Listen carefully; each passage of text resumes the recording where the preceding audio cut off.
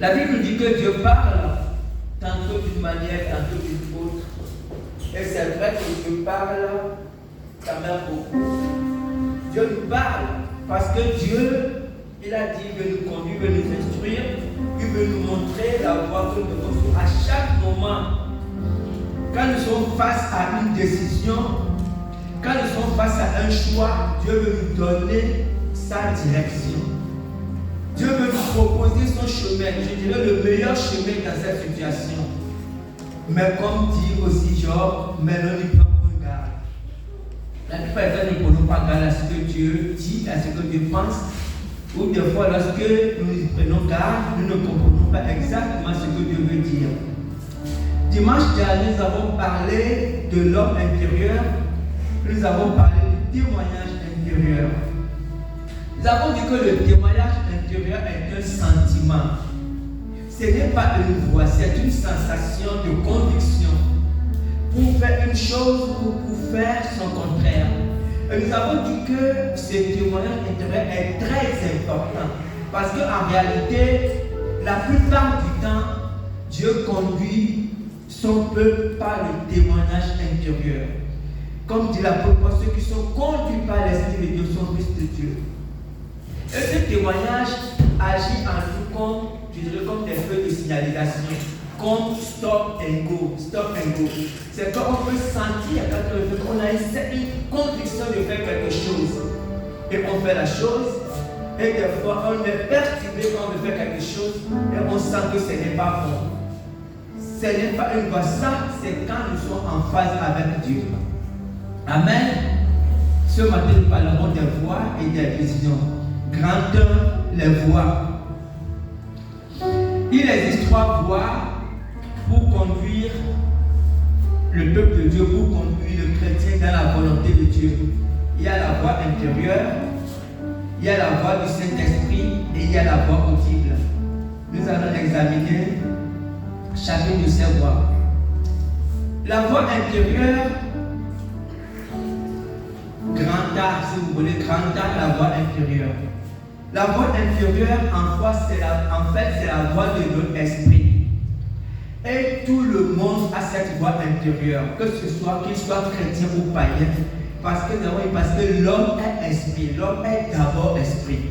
Avant d'être toute chose, l'homme est d'abord esprit. Et nous voyons souvent dans le monde, quand les gens sont perturbés, on dit souvent écoute ton cœur. En fait, écoute ton cœur, ça veut dire écouter la voix de ton esprit. Parce que l'esprit parle. Comme je disais, qu'on soit païen ou chrétien, l'esprit parle. À la seule différence que quand on est chrétien, l'esprit nous donnera toujours la volonté de Dieu. Notre voix intérieure nous donnera toujours la volonté de Dieu. Alors que quand on est païen, on peut être conduit par autre chose. Notre voix nous parlera de nos intérêts, mais l'esprit nous parle toujours. Souvent les gens disent que une voix m'a parlé ou quelqu'un m'a parlé ou j'ai entendu une voix. C'est vrai que les gens entendent des voix. C'est une voix qui est douce. En fait, c'est une voix de proposition. C'est une voix qui nous propose quelque chose quand nous sommes face à une situation, comme une toute petite voix. C'est la voix de notre esprit. Et si nous sommes chrétiens, si nous sommes nés de nouveau, nous devons faire de plus attention à cette voix. Comprenez? Quand nous sommes un peu confus, nous devons nous asseoir pour écouter ce que notre esprit va nous suggérer. Parce qu'un esprit né de nouveau nous suggère toujours, nous propose toujours la volonté de Dieu. Comprenez? Toujours. Comprenez? Et quelquefois, il arrive que nous soyons en problème avec quelqu'un, et puis après, quand on se reprend, on peut entendre notre esprit nous parler. Ou peut-être qu'on avait tort, ou peut-être qu'on s'est trop énervé.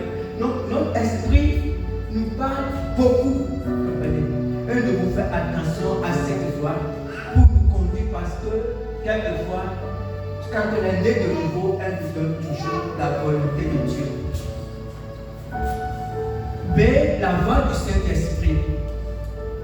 La voix du Saint-Esprit a aussi une voix intérieure, sauf que quand le Saint-Esprit parle, on peut confondre cette voix à une voix extérieure. Parce que la voix du Saint-Esprit est autoritaire. Quand le Saint-Esprit parle, il ordonne. Vous comprenez? Il ne nous propose pas, mais il nous commande de faire quelque chose. Et comme je dis, des fois, quand le Saint-Esprit parle à quelqu'un, la personne peut avoir l'impression que la voix vient de l'extérieur. Et la plupart du temps, on peut même poser la tête pour voir si quelqu'un nous parle. Alors que c'est le Saint-Esprit qui nous parle. Parce que sa voix est autoritaire. Et la plupart du temps, quand le Saint-Esprit parle, ça peut donner des injonctions. Lisons 1 Samuel 3, versets 3 à 10. La lampe de Dieu n'était pas encore éteinte. Et Samuel était couché dans le temple de l'Éternel, où était l'arche de Dieu. Alors l'Éternel appela Samuel. Il répondit, me voici. Et il courut vers Élie. Et dit, me voici car tu m'as appelé. Et lui répondit, je n'ai pas appelé, retourne te coucher. Et il alla se coucher. L'Éternel appela de nouveau Samuel. Et Samuel se leva, alla vers Élie et dit, me voici car tu m'as appelé. Et lui répondit, je ne t'ai pas appelé. Mon fils, retourne te coucher. Samuel ne connaissait pas encore l'Éternel. Et la parole de l'Éternel ne lui avait pas encore été révélée. L'Éternel appela de nouveau Samuel pour la 3e fois. Et Samuel se leva, alla vers Élie et dit, me voici car tu m'as appelé. Élie comprit que c'était l'Éternel qui appelait l'enfant. Et il dit à Samuel, va, couche-toi, et si l'on t'appelle, tu diras par l'Éternel, car ton serviteur écoute. Et Samuel alla se coucher à sa place. L'Éternel vint et se présenta, et il appela comme les autres fois, Samuel, Samuel, et Samuel répondit, parle, car ton serviteur écoute. Vous voyez, dans cette histoire de Samuel, on peut la confondre avec la voix audible. Mais on va voir que la différence fondamentale entre la voix audible et la voix du Saint-Esprit, c'est que quand c'est une voix audible, même ceux qui sont à côté entendent. Mais quand c'est la voix du Saint-Esprit, même si vous êtes 80, c'est seulement la personne à qui cette voix est adressée qui entend. Ce qui se passe ici dans cette scène, Samuel, le jeune Samuel, était couché, comme la Bible dit, dans le temple de l'Éternel, mais Élie n'était pas très loin. C'était le secrétaire Élie qui n'était pas très loin. Comprenez? Donc quand Dieu appelait, si c'était une voix audible, Élie aussi aurait entendu. Mais Élie n'entendait rien, c'est seulement Samuel qui entendait. Ce qui fait que Samuel, enfant obéissant qu'il était, il allait toujours vers Élie pour lui dire, mais tu m'as appelé. Comprenez? Et après Élie s'est rendu, parce que Élie n'entendait rien. Et Élie s'est rendu compte que c'est Dieu qui appelait l'enfant.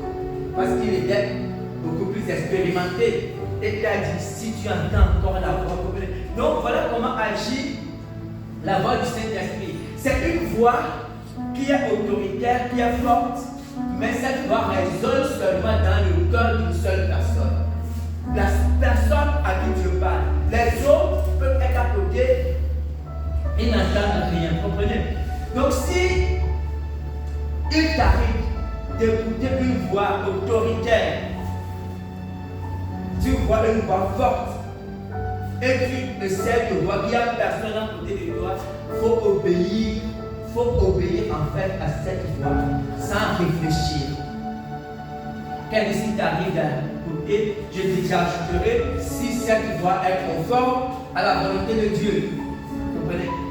Parce que Satan aussi parle, ça on va voir ça sur le dernier dimanche. Si tu reçois une voix autoritaire forte et si elle est conforme à la volonté de Dieu, tu dois obéir. Parce que, vous savez, je me rappelle de comment ça fait très longtemps, c'est vrai que je n'ai plus tous les détails, mais il y a un frère qui avait parlé, qui avait témoigné comme ça. Un jour, il montait, je sais pas si c'était un taxi-bus, en tout cas, il rencontrait un transport en commun. Et puis, il a entendu une voix forte lui descend. Donc, quand il a entendu la voix forte, il s'est retourné et s'est rendu compte que, apparemment, il était le seul à avoir appris cette voix. Et il est descendu précipitamment. On dirait moins de 5 minutes après, cette voiture a fait un accident grave. J'ai l'impression que c'est une voiture, et pourtant le gars qui est venu cogner, mais c'est un accident très grave. C'est une voix, parce que la plupart du temps, c'est notre esprit qui nous guide, ou par la voix intérieure, ou par, comment dire, ou par le témoignage intérieur qui nous conduit. Mais le Saint-Esprit intervient souvent quand il y a quelque chose d'important, ou pour nous donner une injonction. En tout cas, quand c'est important, en ce moment, le Saint-Esprit nous parle. Donc, souvent, quand le Saint-Esprit parle, nous devons obéir sans raisonner. Amen. Maintenant, nous allons voir la voix audible. Lisons Actes 9, versets 1 à 8. Cependant, Paul respira encore la menace et le meurtre contre les disciples du Seigneur, se rendit chez le souverain sacrificateur et lui demanda des lettres pour les synagogues de Damas, afin qu'il trouvât des partisans de la nouvelle doctrine, hommes ou femmes. Il les amena liés à Jérusalem comme ils étaient en chemin et qu'ils approchaient de Damas. Tout à coup, une lumière venant de se répandre tout autour de lui. Il tomba par terre et il entendit une voix qui lui disait: Saul, Saul, pourquoi me persécutes-tu? Qui est qui, Seigneur? Et le Seigneur dit: Je suis Jésus que tu persécutes, tu serais dû de rejeter contre les Seigneurs. Tremblant, et ça dit de frère, il dit: Seigneur, que veux-tu que je fasse? Et le Seigneur lui dit: Lève-toi, entre dans la ville, on te dira ce que tu dois faire. Les hommes qui l'accompagnaient demeuraient stupéfaits, ils entendaient bien la voix, mais ils ne voyaient personne. Saul se releva de terre et quoique ses yeux fussent ouverts, il ne voyait rien. On le prit par la main et on le conduisit à Damas. Amen. Vous voyez, ici, la Bible dit bien que ceux qui étaient autour de Saul, les hommes qui l'accompagnaient, entendaient aussi la voix. Ils ne voyaient pas ce que Saul, ce que Paul voyait, parce que Paul voyait des choses, mais sauf que eux, ils entendaient tous la voix, ils entendaient tout ce que Dieu disait, mais eux, ils ne voyaient rien. Donc la voix audible, c'est ce qui s'est passé sur la montagne, sur le mont Sinaï. Dieu décide de parler. Dieu parle, tous ceux qui sont là entendent ce que Dieu dit. Et c'est aussi rare que Dieu intervienne comme ça. Parce que la plupart du temps, Dieu aime parler à une personne seule. Amen. On va voir maintenant les visions. La vision, déjà une vision, c'est le fait de voir le surnaturel, je vais dire ça comme ça, en étant éveillé, pas pendant son sommeil. Parce que quand c'est pendant le sommeil, on appelle ça souvent un songe. On peut aussi voir les choses, mais pour faire un songe et les visions. La vision, c'est qu'on est réveillé. Maintenant, si tu dormais, si un ange vient te réveiller, tu vois les choses, c'est toujours une vision. Parce que tant qu'on est éveillé, tout ce qu'on voit, c'est une vision. Et dans la Bible, on voit 3 types de visions. On va essayer de voir ces 3 types de visions. Il y a d'abord ce qu'on appelle les visions spirituelles. Les visions spirituelles, c'est le cas de la Bible qu'on va revoir tout à l'heure. Parce qu'une vision spirituelle, c'est le fait de voir le monde spirituel avec les yeux spirituels. En fait, Dieu nous rend capable de voir le monde spirituel. C'est des fois on dit ravi en esprit. C'est que c'est avec ton esprit que tu vois le monde spirituel. C'est une capacité que Dieu donne. Et puisque c'est avec les yeux spirituels qu'on voit le monde spirituel, ça veut dire que même un aveugle naturel, ce qui est aveugle physiquement, peut avoir des visions spirituelles. Je reviens sur ce qu'on vient de lire, l'histoire de l'apôtre Paul. Cependant, Saul restera encore la menace et le meurtre contre les disciples du Seigneur, se rendit chez le sacrificateur et lui demanda des lettres pour la synagogue de Damas, afin que s'il trouva des partisans de la nouvelle doctrine, hommes ou femmes, il les amena liés à Jérusalem. Comme il était en chemin et qu'il approchait de Damas, tout d'un coup une lumière venant du ciel resplendit autour de lui, tomba par terre et il entendit une voix qui lui disait: Saul, Saul, pourquoi me persécutes-tu? Il répondit: Qui a dit Seigneur? Le Seigneur dit: Je suis Jésus que tu persécutes. Et que serait dû de rechercher contre les inconnus. Tremblant de foi, tremblant et saisi de foi, il dit: Seigneur, que veux-tu que je fasse? Et le Seigneur lui dit: lève-toi, entre dans la vie, on te dira ce que tu dois faire. Les hommes qui l'accompagnaient demeuraient stupéfaits. Ils entendaient bien la voix, mais ne voyaient personne. Saul se releva de terre, et quoique ses yeux fussent ouverts, il ne voyait rien. On le prit par la main et on le conduisit à Damas. Vous voyez, dans cette histoire, c'est la fin en fait, le verset 8, qui nous donne, fait comprendre de quelle vision il s'agit. Il dit, tout le monde entendait son enfant, que c'était la voix audible, mais ici, il dit que lorsque l'apôtre Paul, Saul s'est relevé de terre, il ne voyait rien, quoique ses yeux avaient les yeux grands ouverts, mais sauf qu'il ne voyait rien, absolument rien. Ce qui montre que, en fait, quand la lumière est descendue, Paul a été frappé d'aveuglement physique. C'est que Dieu a fermé ses yeux physiques, en fait, afin qu'il puisse voir avec les yeux spirituels. Donc, tout ce qui se passait entre Dieu et Paul, c'était avec ses yeux spirituels qu'il voyait. Donc, c'est ça une vision spirituelle. Dieu nous permet de voir des choses, mais ce n'est pas nos yeux spirituels, ce n'est pas l'essence spirituelle. Et c'est ce que l'apôtre a vécu. Donc, voici, il avait souvent ce genre de vision. Dès qu'on sort de la vision, on comprend, parce que la plupart du temps, quand on a ce genre de vision, Dieu, c'est pour nous communiquer quelque chose. Ici, on voit que Dieu parlait avec Paul, Paul répondait, comprenez. Et quand il est sorti de la vision, maintenant, il était aveugle et on a dû le conduire aveugle à Damas. Ça, c'est une vision spirituelle.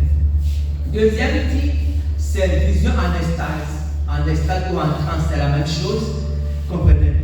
C'est une vision où on a déjà vu les gens qui sont en transe, on perd la réalité de son environnement. C'est que là, on est totalement transporté dans un autre monde. On n'est plus conscient de ce qui se passe autour de nous. Dans Acte 10, verset 9 à 19, je lis. Le lendemain, comme ils étaient en route et qu'ils approchaient de la ville, Pierre monta sur le toit vers la 6e heure pour prier. Il eut faim et il voulut manger. Pendant qu'on lui préparait à manger, il tomba en extase. Il vit le ciel ouvert et un objet semblable à une grande nappe attachée par les 4 coins qui descendait et s'abaissait vers la terre. Et où se trouvaient tous les quadrupèdes, les reptiles de la terre, les oiseaux du ciel.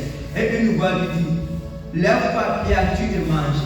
Mais Pierre dit: non, Seigneur, car je n'ai jamais rien mangé de suer ni d'impur. Et pour la seconde fois, la voix se fit encore entendre à lui. Ce que Dieu a déclaré pur ne le regarde pas comme souillé. Cela arriva jusqu'à la 3e fois et aussitôt, l'objet fut retiré dans le ciel. Tandis que Pierre ne savait en lui-même que penser du sens de la vision qu'il avait eue. Voici les hommes envoyés par Cornèle, s'étant informés de la maison de Simon, se présentèrent à la porte et demandèrent à haute voix si c'était là que le jeune Simon se nommait Pierre. Et comme Pierre était à réfléchir sur la vision, l'Esprit lui dit: voici 3 hommes te demandent. Amen. Ouais. Là, une vision anastase. Ou si vous lisez les livres de Daniel, vous voyez que Daniel a eu plusieurs fois ce genre de vision où il a dit ce qui s'est passé là en Est, c'est qu'il a été transporté totalement dans un monde et il a eu des choses que lui a parlé. Mais vous voyez que ici, quand il est revenu à lui, l'apôtre Pierre, il se posait la question, il se demandait ce que signifiait cette vision. Ce qui fait que les visions anastase, on peut ne pas, quand on sort de la vision, on peut ne pas comprendre le sens. Vous comprenez? C'est que ici, ce qui est important, c'est que Dieu, il y aura des événements. Paul a compris cette vision que lorsque le Saint-Esprit est descendu sur Corneille, il a compris que donc Dieu ne faisait pas la différence entre les Juifs et les autres peuples. Parce qu'avant, pour lui, il voyait les autres peuples, vous comprenez, comme impurs. Donc, les trucs anastase, c'est que des fois, quand on fait des rêves ou des songes, ou quand on reçoit les choses de Dieu, des fois, on veut vite les comprendre. Et c'est normal, c'est légitime. C'est ce que faisait l'apôtre Pierre. Il s'interrogeait.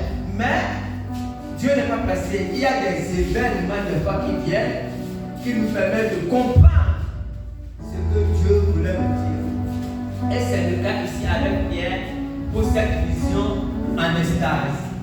Troisième type de vision, ce qu'on appelle les visions ouvertes. En fait, une vision ouverte, c'est la capacité que Dieu donne à quelqu'un de voir le monde spirituel avec ses yeux naturels. C'est une vision ouverte, c'est comme nous sommes là, tous bien conscients, et un ange descend. C'est que nous sommes conscients de le voir. On est conscient de l'environnement, on est conscient de ce qu'on a dit. C'est ça une vision ouverte. C'est que, parce que là, nous sommes là, beaucoup de choses se passent et nous ne voyons pas. Dans le monde spirituel, nous ne voyons pas. Donc, Dieu ouvre nos yeux pour qu'on voit, pour qu'on perçoive le monde spirituel. Voilà une vision ouverte. Vision Acte 10, verset 5. Il y avait à Césarée un homme nommé Corneille, centenier de la cohorte italienne. Cet homme était pieux et craignait Dieu avec toute sa maison. Il faisait beaucoup de monde au peuple et priait Dieu continuellement. Vers la 9e heure du jour, il vit clairement dans une vision un ange de Dieu qui entra chez lui et lui dit: Corneille, les regards fixés sur lui et saisi de foi, il répondit: Qu'est-ce Seigneur? Et là, il dit: tes prières et quelques devotions sont montées devant Dieu et il s'en est souvenu. Envoie maintenant des hommes ajoutés et faire venir Simon surnommé Pierre. Amen. Vous voyez? Je vais lire un autre texte, Daniel 21, Daniel 9, verset 21 à 23. Je vais lire ce second texte. Je parlais encore dans ma prière quand l'homme Gabriel, que j'avais vu précédemment dans une vision, s'approcha de moi d'un vol rapide au moment de l'offrande du soir. Il m'instruisit et s'entretient avec moi et me dit: Daniel, je suis venu maintenant pour ouvrir ton intelligence. Lorsque tu as commencé à prier, la parole est sortie et je viens pour te l'annoncer, car tu es un bien-aimé. Sois attentif à la parole et comprends la vision. Amen. Vous voyez, dans ces deux visions, la vision de Corneille et la vision de Daniel, c'était des visions ouvertes. C'est comme la vision de Marie quand l'ange Gabriel est parti chez elle. C'est que c'est quelqu'un qui voit un ange apparaître directement avec les yeux naturels, avec les yeux physiques. Et Dieu permet souvent qu'on prenne conscience parce que Corneille savait que c'est vers la lumière, c'est qu'il était conscient de tout ce qui se passait et il voyait comment l'ange entrait chez lui. Donc, il y a ce genre de vision ouverte. Souvent, ce genre de vision aussi, c'est pour annoncer quelque chose de clair. Quand Dieu envoie un ange, c'est pour dire quelque chose de clair. Dès que la vision s'arrête, tu sais exactement ce que Dieu veut te dire. Donc, on a ces trois types de vision. Grand 3, on va terminer. Grand 3, discerner. Discerner. Apocalypse 5, verset 21. Mais examinez toutes choses, retenez ce qui est bon. La prophétie, vous lisez plus haut, la Bible parle des prophéties, qu'on verra la semaine prochaine, prophétie et songe. La Bible dit examinez toutes choses. L'apôtre n'a pas dit examiner certaines choses. Vous comprenez? Il dit toutes choses. Et c'est fondamental. Dieu veut qu'on examine toujours, quel que soit celui qui reçoit la chose, que ce soit un apôtre, un pasteur, un prophète international, quel que soit l'apôtre, Paul dit que nous devons examiner les choses. Vous savez, nous sommes dans une génération où les gens courent après les prophètes. C'est pas mauvais les prophètes. On en parlera beaucoup dimanche prochain si Dieu le permet. Mais Dieu veut qu'on examine. Parce que vous savez, la révélation de Dieu est parfaite. Sauf que nous, hommes, qui que nous soyons, nous sommes des canaux imparfaits. Nous pouvons recevoir quelque chose de Dieu et peut-être ajouter, ou peut-être retrancher, ou peut-être modifier. Donc c'est pour ça que Dieu dit, Paul dit d'examiner. Parce que quelqu'un peut recevoir quelque chose d'extraordinaire de Dieu, mais ajouter certaines choses. Ce que Dieu veut, c'est qu'on doit seulement retenir ce qui est important. Ça ne veut pas dire que quand la personne ajoute, ce n'est pas dire que la personne n'a rien reçu. Non, la personne a reçu. Ce que la personne peut pervertir un peu, ce qu'elle a reçu. Mais Dieu veut quand même qu'on retienne ce qui est bon, ce qui est juste, ce qui vient de nous. C'est très important. Donc quand quelqu'un prophétise ou quelqu'un dit j'ai reçu un songe, un rêve, ok, on écoute, mais on doit retenir seulement ce qui semble. Quand Dieu nous convainc que ça vient de lui, on doit seulement retenir ça. Et quand on dit retenir, on doit retenir ce qui est essentiellement conforme à la parole de Dieu. Aucune vision, aucun songe, aucune prophétie, quelque chose, ne peut jamais être contraire à la parole de Dieu. Quand c'est contraire à la parole de Dieu, vous savez, je vais quand même parler de ça. Vous voyez, l'église des amis célestes, elle naît d'une vision. Le fondateur, c'est un Nigérien, qui s'appelle Hossein Saint Chauffard. Apparemment, il serait parti dans une forêt et puis il a vu un ange lui a parlé. Et quand l'ange lui a parlé, et quand il est revenu de la forêt, il a créé l'église.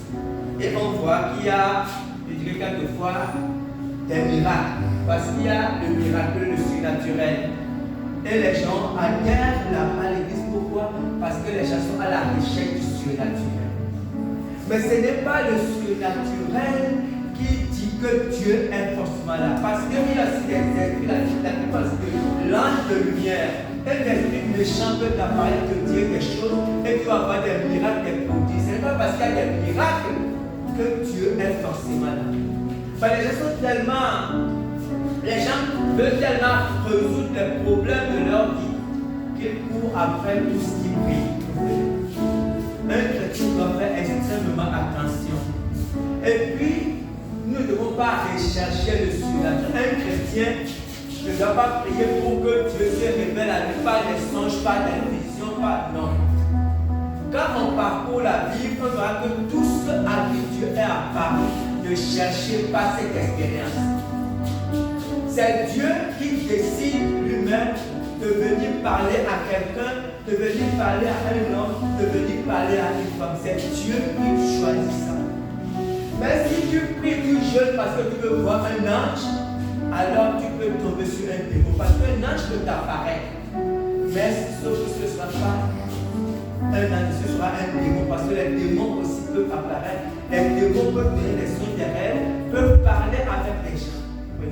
Donc un chrétien ne doit pas rechercher. Un chrétien, ce que Dieu veut, un chrétien doit vivre une communion avec Dieu tout simplement.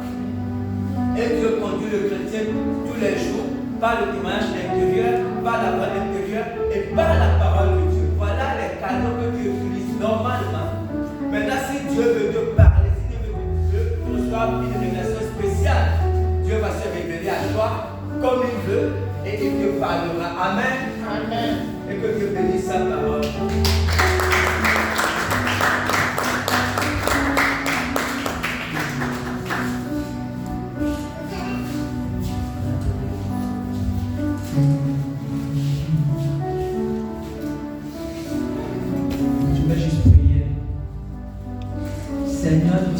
et de la terre.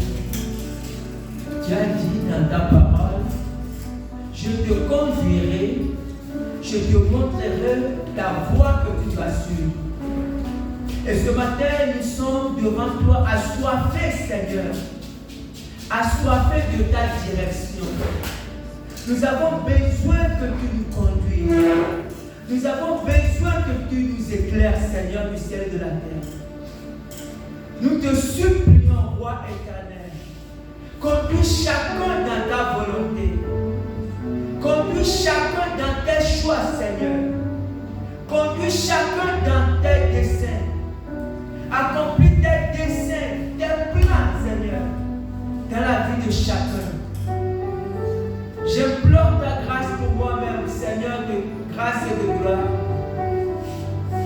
Et j'implore ta grâce pour mes frères et pour mes soeurs, pour ce peuple. Je t'en supplie, Dieu, 3 fois saint. Aie pitié de chacun de nous. Éclaire-nous davantage, Seigneur éternel. Au quotidien, nous sommes confrontés, Seigneur, à des choix. Nous sommes confrontés à des décisions. Nous avons besoin de ta grâce et du ciel et de la terre. Nous te supplions, Roi éternel. À toi la gloire et l'honneur, Dieu, 3 fois saint. Au nom puissant de Jésus, j'ai prié. Amen. Avant d'appeler dans la flamme du Seigneur, avant d'appeler Maman Lydia, j'appelle la responsable de l'intercession et après c'est elle qui appellera la coordinatrice. On va continuer à chanter quelque chose, c'est pas un chantoir, Saint, Saint, Saint.